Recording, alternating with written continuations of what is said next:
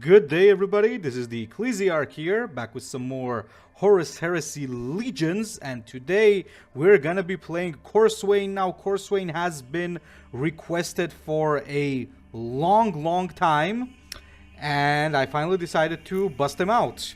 Now, Corswain, I would say, is my favorite DA Warlord, and he has been my favorite DA Warlord ever since he was released, because I just dig the whole character art. I think it's really cool. I really like the character as well in general, and I like how he plays. This whole aggro style of Dark Angels is really good. Now, one important thing though, this deck that I am using is an inspired deck from another deck built by Ghost of Caliban.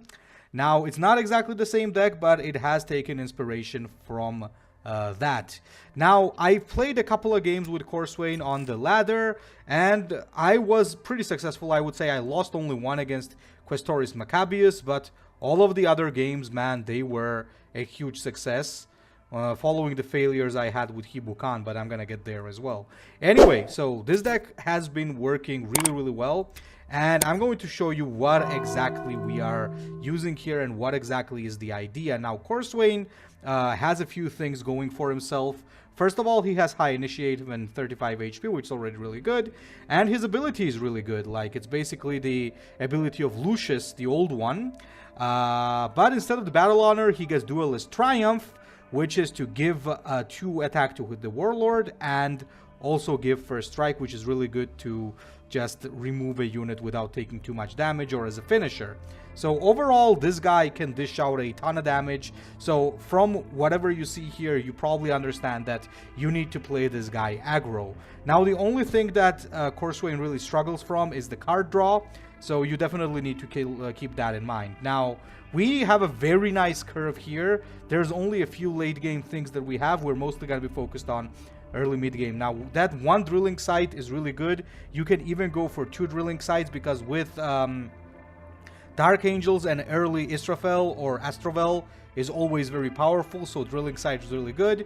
We got Void Engagement for our cycle. You could go for Arvus Lighters, honestly, but I prefer to go for Void Engagement because that extra damage goes a long way since we're playing an aggro deck. But considering we got 11 tactics, you guys could prefer to use Arvus Lighter. It's definitely up to you. Now, we got Brothers in Arms. This is really good because this is what compensates for you not having Lion's ability. So you cannot just draw important cards like Nitrate or Ramiel on demand, but this is going to help you get it. And especially if it hits Ramiel instead of Companions when you choose the Deathwing, is going to be a very good value. We got a Command Bridge because we got quite a few important tactics here. We got Operator Decur because this is a very good early game unit, absolutely necessary. And Pelagor Marner is a must-have legendary because stats are good and the rally is absolutely perfect. Now, you do want to have your Seraphus Bikes because of the anti-stealth, so why not use your own anti-stealth instead of like the ones that are giving you from the Chaos cards or Imperium or Mechanicum cards. However, you could choose to get the Jam a random enemy troop instead of this, but I still prefer the Seraphus Bikes, honestly. There's Sergeant Bellion, also really good. With Astrovel, this can be a really great way to just reseize the initiative. Then we got Israfel, 1 copy. I don't think you really need 2, but if this survives, you can get a lot of value from it. Double Lexicon of Glory for healing or for a nuke. We got Orders from Terra because Orders from Terra together with your Warlord ability can equal a lot of damage. So Corswain has a very big lethal range and a lot of people underestimate that. We got Swift Ray Speeder for flank and removal. Double Astrovel, which is a must-have card. A Dreadwing Proctor, which is a must-have card. And we got Korn's Favor, once again another tool to just finish off the enemy Warlord. Absolutely great. We got Night Praetor, Ramiel, and Deathwing Companions as your Deathwing choice, which usually is the case whenever you play Dark Angels. We got the Onyx Saber, once again a very good card that can deal 5 damage. Deathwing Protocol for quick removal, and Tishaila as our flank. You know that I really love using this unit. Now, overall, Corswain's gameplay has to be aggro. There are only a few cases when you don't want to play this Warlord in aggro, and I'm going to show that to you right now. But first, let's take a look at a couple of games that we played here. And one that we're going to start from is Kala's Typhon. Now, Corswain is surprisingly good against dealing with warlords like that have a slow start, because Corswain himself has a pretty fast start. Now, whenever you don't have anything to draw, you just use your warlord power and go face. You want to have the enemy warlord going down in HP, because you're not really built for late game, you're built for early mid game. It's an aggro deck overall, so you gotta smack it. Now here, unfortunately, I don't get anything, which is rare, because with Corswain usually you have early game stuff to play, so I just keep going face. Now fortunately for me, Typhon also decides to draw another card, which is not a good idea, because now I can play Israfel, and Death Guard are really not known to have like big nukes for 4 energy, and so his removal of my Israfel is gonna be hard. He does play the Drilling Site, which is good, but he's just gonna play 1 with Death. So this guy has done his setup, which is really good. Now is when like Typhon starts becoming very dangerous, but it's already too late for him, because what I'm gonna do is I'm gonna use this on the Dreadwing. And what's gonna happen here is I'm gonna drop an Astrovel, and then I'm just gonna use the Warlord power and bash his face. Right now, once again, I have very strong board control, and this already spells doom for the guy, because he's not gonna be able to easily get this back. Now, interesting thing is, he decides to destroy Astrovel instead of Israfel. Now, I would say both Astrovel and Israfel are a big problem, but the problem here is if he had just poisoned this guy, Astrovel would not be able to use the Battle Honor when he would hit this, so I think he should have removed Israfel instead. So what I do is I use another one on the Dreadwing, I drop another Astrovel, boom, and then I can play Sergeant Bellion, and I'm gonna have a 4-5 on the board, and now I can just use my Warlord power twice and whack Typhus for another 4 damage. Now, he's in a bad situation here, because our aggro is doing great. He just does Death Begets Death, but that really is not going to do anything. He's just going to bash there, and now he's kind of done. I think we even have lethal here. Oh, he heals. Okay, I remember. Now that he heals, we don't have lethal. But we do have Onyx Saber and Void Engagement, which is going to be pretty good. That Pelagor Marner, not the best draw, but there you go. Boom, boom, and boom. Now, even if he plays a big unit and just clears my board, doesn't really matter, because our lethal range with orders from Terra is gonna be insane. And Typhus goes bye-bye. So that's an example of what happens when your game goes really well with Israfel against like a very slow opponent. Now, against Korvax Utter Blight, it was a very interesting game, because Korvax is a bit of a problem. Now, I still decide to ditch the Seraphus bikes, even though these guys have a lot of stealth units. So I do always leave Astrovel, though. You should try to mostly have Astrovel in your hand.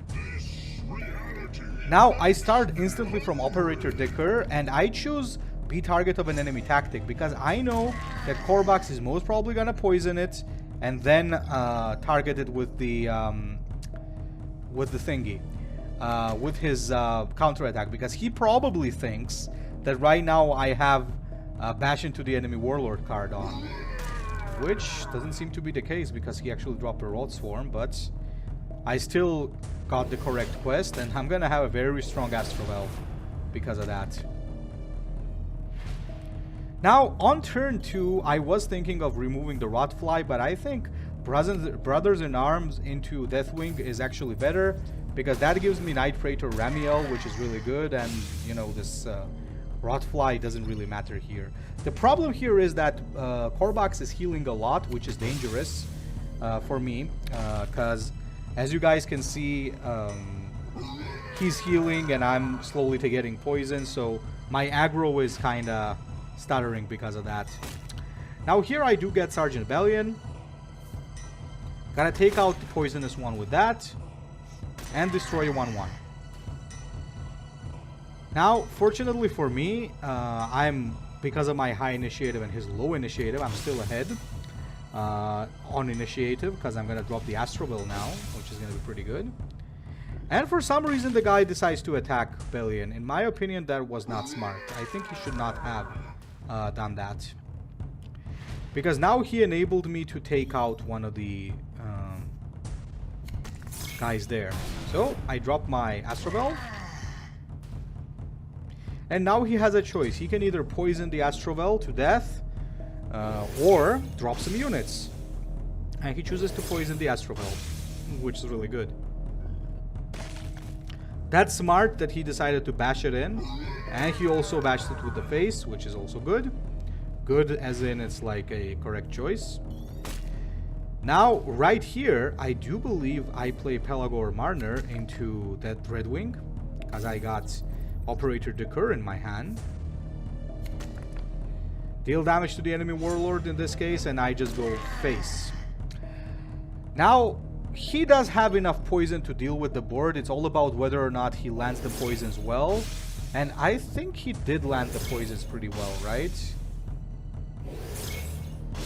He did, but however, he also has to bash it, and he also has to activate my mission. Unfortunately, it does hit the Seraphus bikes, which is not perfect, but what can you do? Now, here's the trick here. I have my Deathwing Companions, but having Deathwing Companions is not that good because he can steal it. So I get my Orders of Terra ready just for a quick lethal whenever I have the chance. And I just drop some Seraphus bikes on him and attack him with 3. Now, I was thinking that Warmaster's Deceit is going to be a big problem for Deathwing Companions. And I was actually right about that because it did end up being a problem.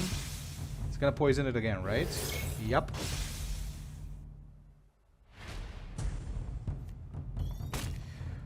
Alright, so here's what I actually thought. So I played the Deathwing Companions, chose be the target of the enemy tactic and just went face.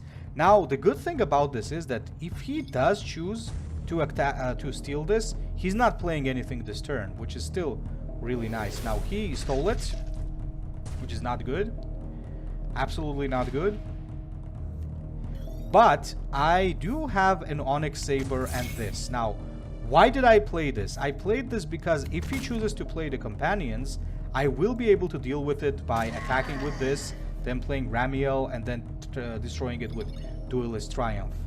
And fortunately for me, actually, the guy does decide to do this, which is really good. I just don't remember what I exactly did here. I attacked.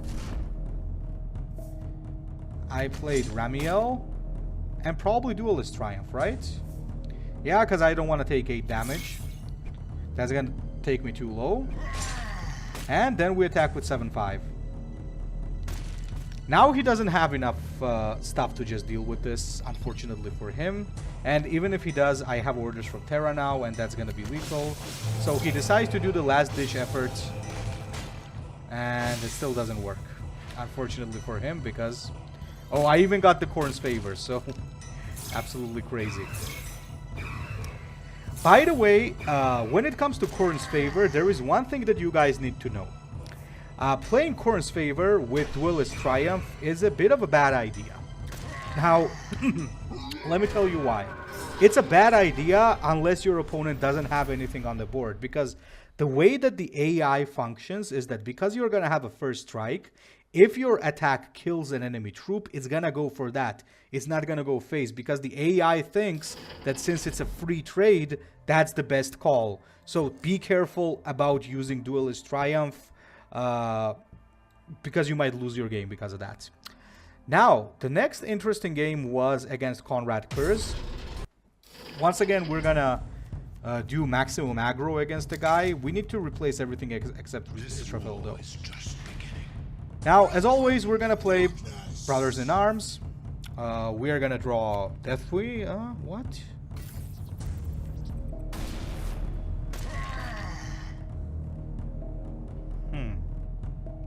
That's actually weird. Why did I...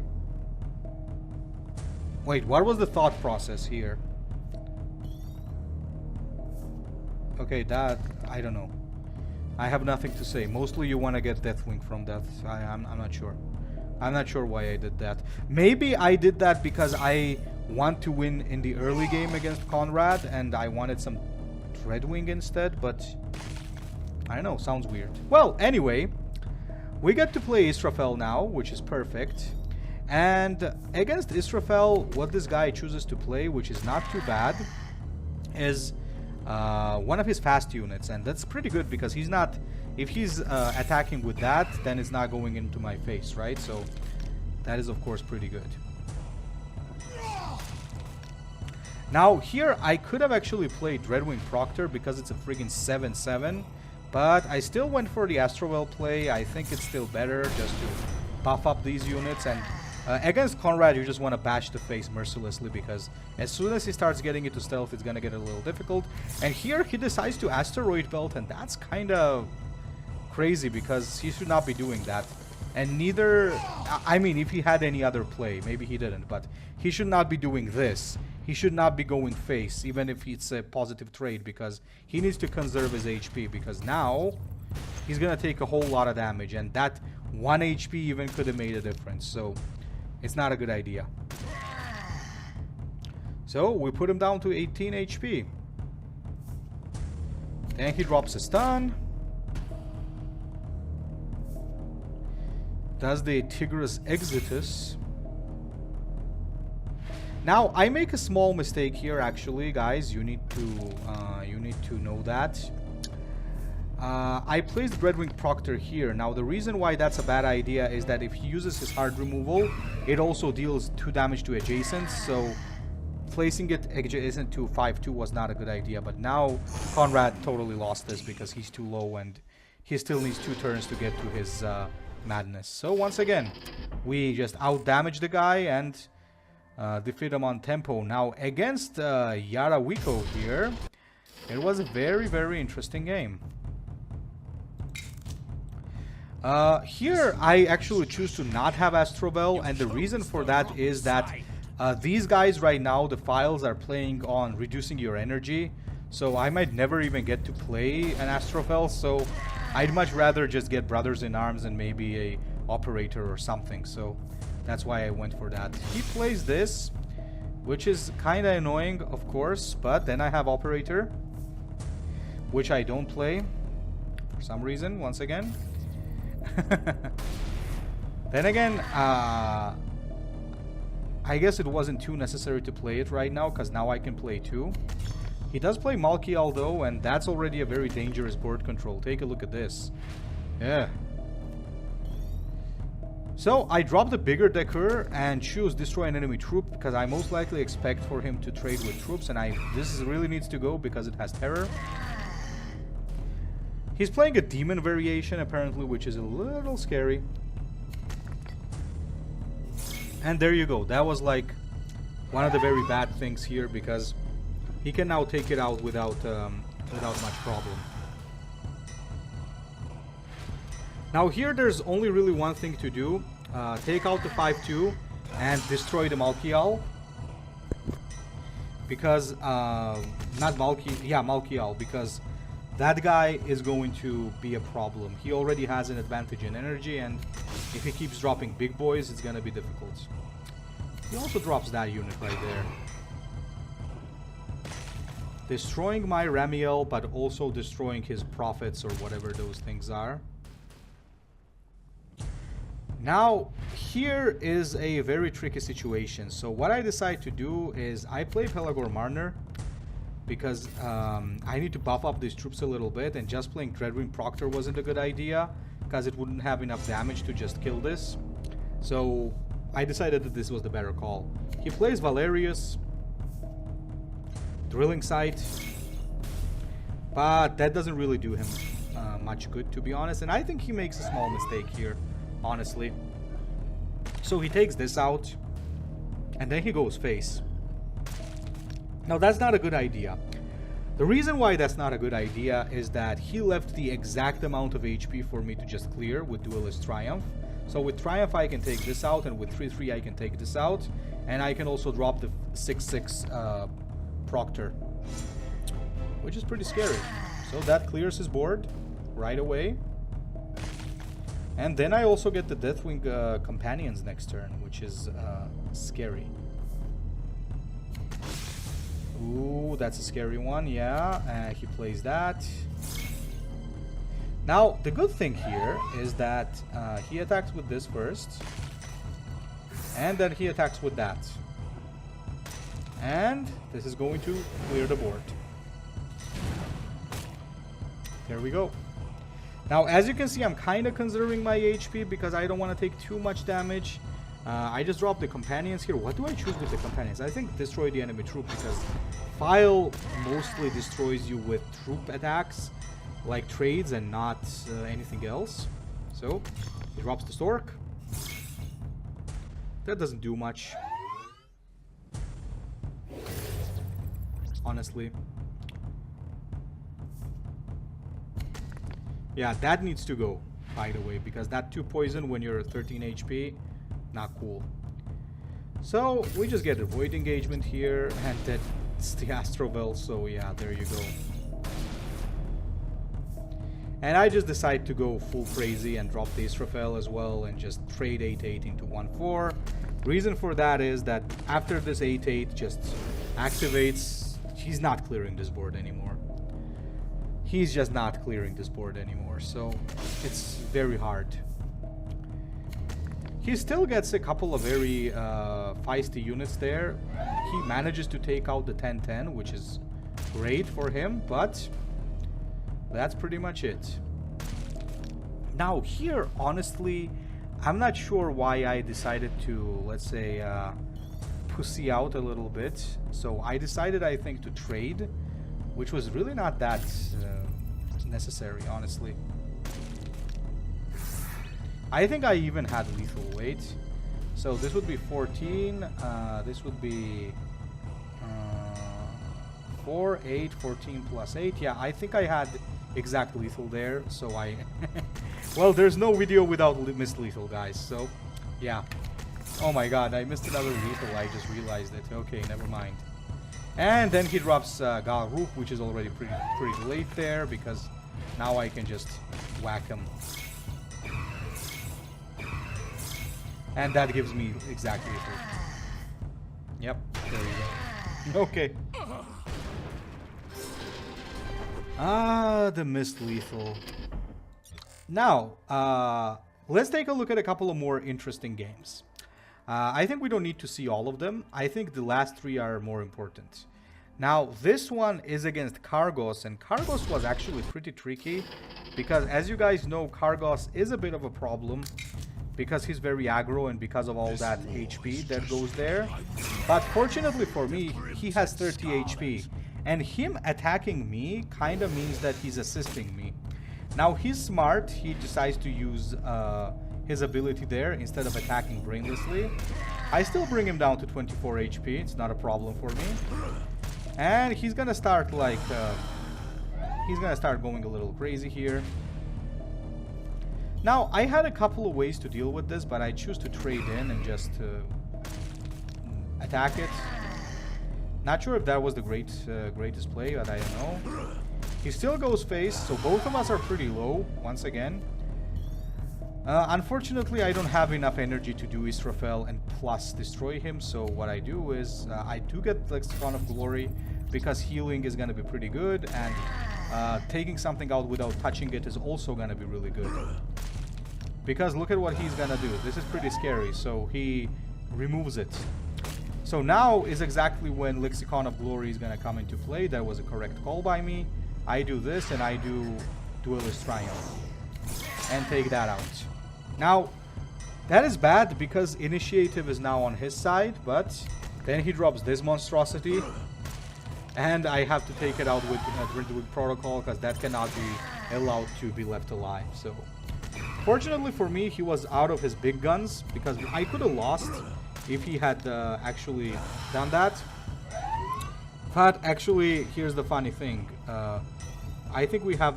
Oh yeah, I top deck a Drilling Sight, which means that I got lethal. Now, if I had not top decked that, probably what I would have to do is use the Onyx Saber and bash into this and wait until the next turn to lethal him. But Fortunately, I top decked the drilling site and it's pretty good. Why did this get stuck? Okay, there we go. Sorry for speeding it up too much, guys. But basically it was Khorne's favor into another bash. Nothing too serious to see there. Now, this one right here, the Kabanda matchup, is the one where you need to be a little careful. Because whether you like it or not, Kabanda is more aggressive than you. Now, drilling site into Astroval is perfect. So, against Kabanda, this is actually the case where you don't want to be going face. Now, yeah, you can still have some big balls and go into face still, but I would not recommend it. Reason I would not recommend this is very simple. Like, you'll see what I mean. You'll see. So instantly I just decide to pass because there's nothing really I can do there. And he does Eternal Rivalry, right? So look at that. I'm already down to 27 while he's at 36. I would be at 25 right now, and that is very dangerous because Kabanda is very aggressive. So here I do Drilling Site into Astrovel, knowing very well that the only thing that he can do here is most probably use another Eternal Rivalry, which is very, very good for me because if it's going on a unit, it's not going to my face, right? So there you go. And now we're closer to HP, which is pretty good. Closer in HP, I mean. Now here I do play the Operator because I know that if he bashes into it, he's gonna trigger my stuff here. Against Kabanda, it would honestly be really good to be having Prisoner Custody, but lately I haven't been running that card because the only thing I can really think about using that against is like either a Jagatai or an Angron, but both have ways of removing it. So he bashes into it, which is great, and he doesn't play anything. I was hoping he would play something because I wanted to use Remiel, but nevertheless, we just play the Proctor. Now, he does a very scary thing here. Another reason why you don't want to be too aggro against Kabanda, because he can do this, he can reset the board. And against him, you want to conserve your HP. So I would be at like, what, 14, 15 HP right now, probably, so not a good idea. I just replay the Proctor. Nothing else to do there. Still not going aggro. And that's what I've been waiting for. I've been waiting for him to be using his War Master's Deceit. Which is really, really good because now I can play the Proctor and I can play the Seraphis Bikes as well. Seraphis Bikes just to distract him. Why did I play Sergeant? I played Sergeant because he might have some strong stealth units. Yeah, exactly. Exactly. My point exactly. However, this kind of backfires because he does get the Plague Bearer, but doesn't really matter, honestly, because I got a beautiful play next turn. Even if he buffs this, he doesn't really get anything too cool. He just gets a cleave. And I got a great answer for it. So I'm just going to do the Seraphis Bikes. Then I'm going to drop the Saber. Boom. Boom. I'm going to kill 2-4. Oh, not 2-4. I had mission set on face. And I'm just going to clear it with Corswain. And now I have an advantage in HP. Now this is where you want to actually start bashing Kabanda. If he's lower than you, then that's what you really want to do. However, it doesn't really matter anymore because my guy doesn't even have anything to survive this damage that I have on the board. Let alone anything else. So he goes to 12 HP and he has to give up. And I even had Khorne's favor there. Now, let's see a game that I actually lost against Questoris Maccabius. Okay, so this is Pansatalk here. He actually plays a lot of the Questoris Maccabius, so you can always expect him to know what he's doing. I think, at least. I don't know, I'm always seeing him play that Warlord, so I think he at least knows how to make it work. Now, against the Knights, it's not too bad because you can have a lot of aggro, especially considering I have a good start here because I do Bellion, I attack him. So I have an overall very good start.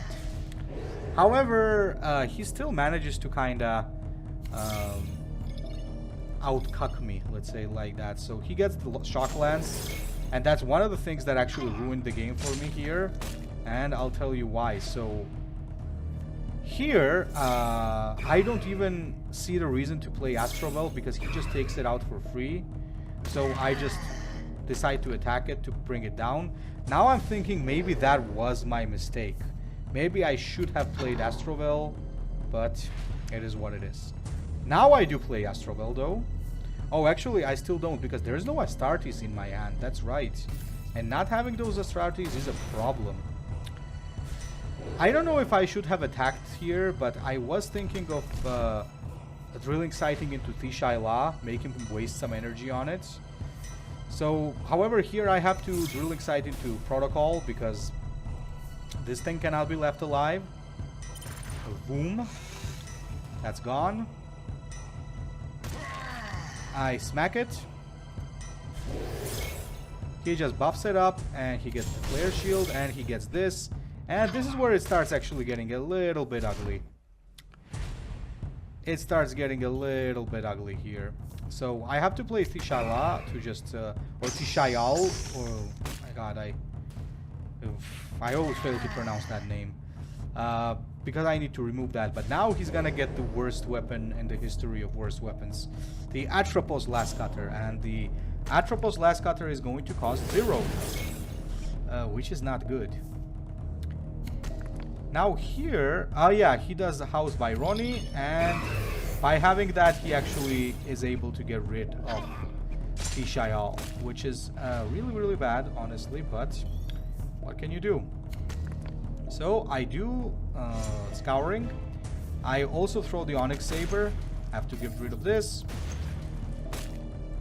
Then I attack here. Now, unfortunately for me, he does have stuff. An infantry to drop and just replay and just resurrect the Draconian from.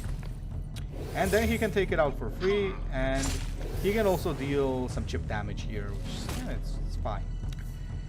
And gets another Ionic Flare Shield. Now here, honestly, I was thinking, what was I thinking? Let me see. Yeah, I dropped the Companions, and here, you know what I was thinking? I was thinking that what he has to do is he has to attack with this to get rid of shield, then attack with this, and then get rid of it with the lance, right? Or just first use the Lascutter, then use this, and then use this, and at least I clear the board, I was thinking. But look at this. He plays the Lascutter. He gets that. He uses House Maccabius.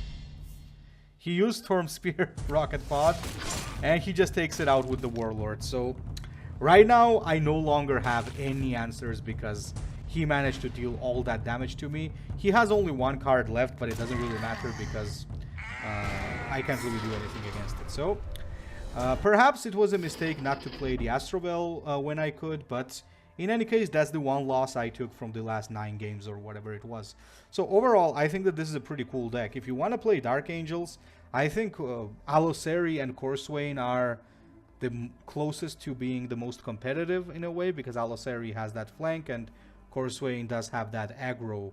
Lion is also nice, but I think like he's not quite there. Anyway, guys, now I'm gonna review a video and then we're going to end this one right there.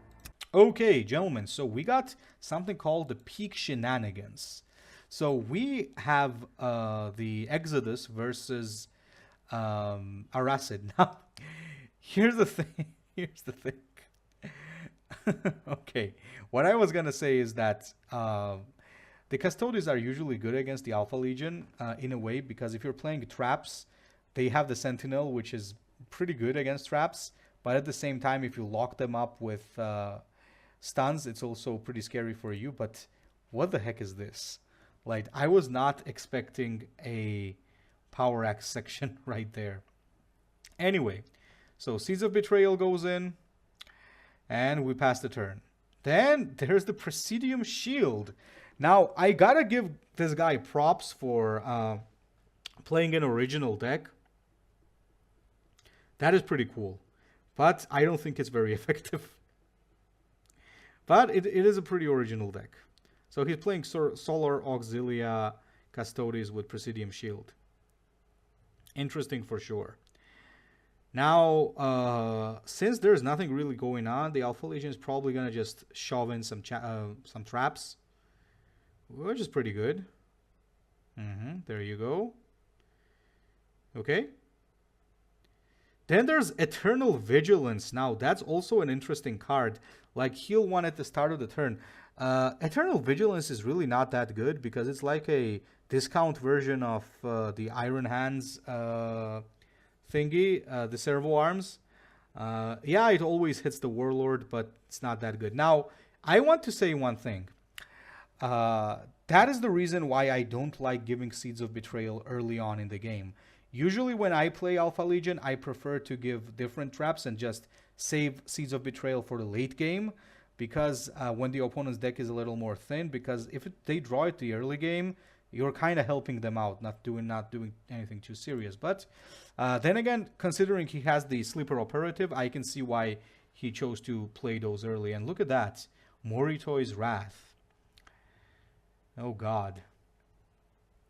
So what's gonna be the next? The Rhino. And the orders are gonna start. Okay, there you go. And there's, oh, no Sleeper Operative. Okay, still early, I guess. And then he gets an Alfarius. All right. Ouch. So he attacks that. He's gonna take that out for free. So what's he gonna play? Okay. Oh, and he just doesn't play anything for 7 energy. Okay. That's a weird Nassau right there. Yeah, give him more traps and give him the Sleeper Operative now. And just maybe use the Warlord power, right? Yep. Yeah, there you go. Oh my God. Yeah, it's starting now. He's full of traps and he's gonna suffer a lot. How did he not have anything? Oh my God. Yeah, as I was saying, since he has the Sleeper Operative, it could actually be good in those cases. Look at that damage. Oh my God. But I'm still surprised. How the hell did he not play anything for 8 energy? Like 7 energy? Like what? He has that Solar Auxiliary. If he had this, why did he not play it? Or did he draw it later? I don't know. Maybe he drew it later. Gamma Order. Okay, you're basically shutting his whole army down at this point.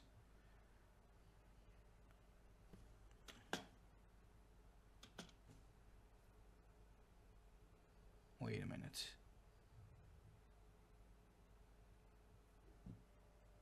What was the point of doing that?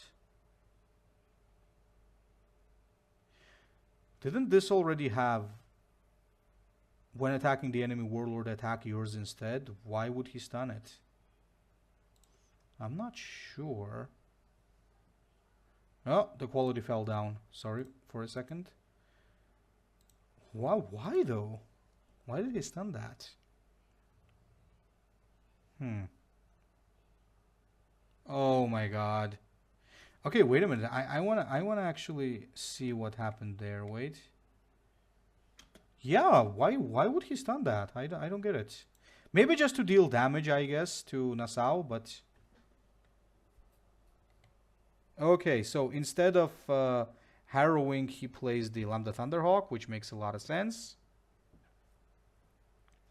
I think this one should also go face, right? Yep, that's correct.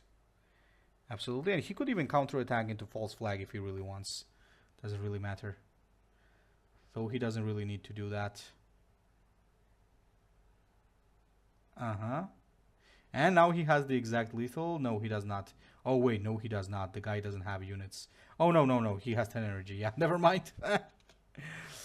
Okay, that was actually pretty interesting because I don't get the Nassau deck, but what I also don't get is that instrument. I'm not sure what he had in mind. Maybe he calculated that through the instrument in 2 turns he was gonna have enough damage for lethal. It could be that he big brained that for the chess. It could be possible. However, probably I would have saved that for something, but I guess it doesn't really matter at the end of the day. Alright guys, so once again, thank you for watching and I'll be seeing you in the next video.